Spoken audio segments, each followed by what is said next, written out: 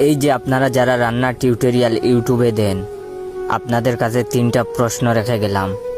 তেল আর লবণ যে পরিমাণ মতো বলেন, আমি যদি তেল আর লবণের পরিমাণ নিয়ে জানতাম, আপনাদের ভিডিও দেখতে আসতাম কেন?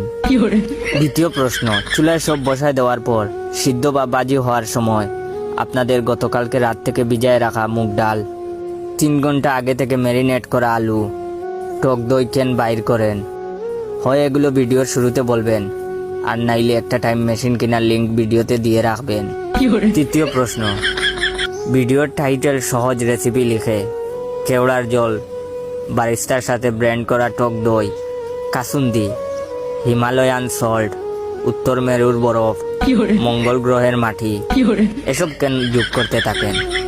যার যার মনে আমার মতো একই প্রশ্ন, তারা অবশ্যই আমার এই ভিডিওতে লাইক, কমেন্ট, কপি লিঙ্ক করে দিবেন। ধন্যবাদ।